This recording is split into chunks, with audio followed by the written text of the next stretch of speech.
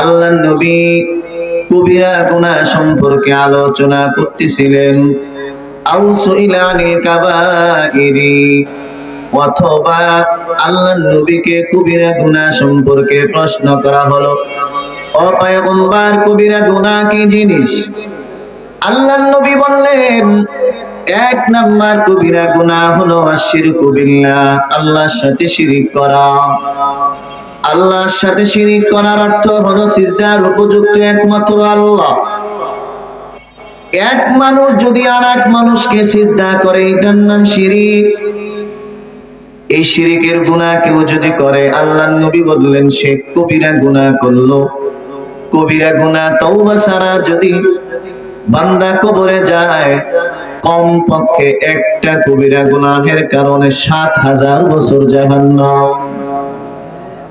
আল্লাহর নবী বললেন এক নাম্বার কবিরা গুনাহ হলো শিরকু বিল্লাহ, আল্লাহর সাথে শিরিক করা। দুই নাম্বার কবিরা গুনাহ, আল্লাহর নবী বললেন ওয়াকাতুন নাফসিল্লাতী হারামাল্লাহু ইল্লা বিল হক, যথাযথ কারণ ছাড়া একজন মানুষকে খামোকা হত্যা করা, এটার নামও কবিরা গুনাহ। একজন মানুষ রাস্তা দিয়ে হাঁটতেছে, কোনো অপরাধ নাই, ওই মানুষটাকে যদি ৪-৫টা লিটার গুন্ডা এসে যদি রান্দা দিয়ে কুপিয়ে হত্যা করে, নবী বলে ৫ জনই জাহান্নামী। দুই নাম্বার কবিরা গুনাহ হলো একজন মানুষকে খামোকা হত্যা করা। তিন নাম্বার কবিরা গুনাহ, আল্লাহর নবী বললেন ওয়াকুকুল ওয়ালিদাইন, মা বাবার নাফরমানি করা। মা বাবার নাফরমানি করা মানে হলো মা বাবার কথা অমান্য করা। মা বাবা যেমনে চালাইতে চায়, সন্তান যেমনে চলে না, এটার নাম হলো মা বাবার অবাধ্য সন্তান। আল্লাহর নবী বলেন এই মা বাবার কথা যারা শুনবে না, তারাও কবিরা গুনাহের ভিতরে লিপ্ত। সন্তান অনেক কষ্ট করে মা বাবা তোমাকে লেখাপড়া শিখাইয়া বড় ডক্টর বানাইছেন, বড় ইঞ্জিনিয়ার বানাইছেন, বড় আলেম বানাইছেন, অথচ সন্তান টাকা পয়সা ইনকাম করার পর সন্তান মা বাবার খবর নেয় না। বিবাহ করার পর, স্ত্রী পাওয়ার পর অধিকাংশ সন্তান মা বাবার খবর নেয় না। আছে না নাই? মা বাবার খাবারের ব্যবস্থা করে না, থাকার ব্যবস্থা করে না। আল্লাহর নবী বললেন এই সন্তান জাহান্নামে যাবে। সন্তান কামাই করো, কোটি কোটি টাকার মালিক হয়ে গেছো, তুমি ফরিদপুর শহরে কোটি টাকার একটা ফ্ল্যাট করাই করছো, ওই কোটি টাকার ফ্ল্যাটে সব মানুষের জায়গা হয়, কপাল পোড়া সন্তান মা বাবার একটু জায়গা হয় না। এমন সন্তান আছে না নাই? আল্লাহর নবী বললেন এই সন্তান অনেক বড় ইবাদত করতে করতে যদি আব্দুল কাদের জিলানীর চাইতেও বড় পীর হও, মা বাবাকে যারা দেখবা না, বড় আলেম হওয়ার পরও এই সন্তান নিঃসন্দেহে জাহান্নামে যাবে। আল্লাহর নবী বললেন এই তিনটা বড় মারাত্মক কবিরা গুনাহ।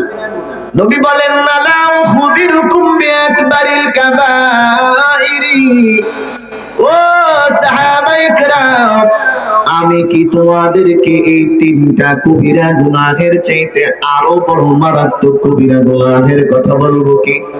আল্লাহর নবী বললেন এই তিনটা কবিরা গুনাহের চাইতে আরো বড় মারাত্মক কবিরা গুনাহ হলো কাউলুজ যুর, জবান দিয়ে মিথ্যা কথা বলা, আও শাহাদাতুজ যুর, অথবা জবান দিয়ে কারো নামে মিথ্যা সাক্ষ্য দেওয়া।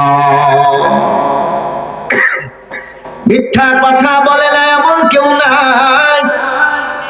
মা বাবাও মিথ্যা বলে, সন্তান মিথ্যা বলে, হুজুর মিথ্যা বলে, ছাত্র মিথ্যা বলে, আছে না নাই? অথচ মিথ্যা কথা বলা শিরকের চাইতেও বড় কবিরা গুনাহ, মানুষ হত্যার চাইতেও বড় কবিরা গুনাহ।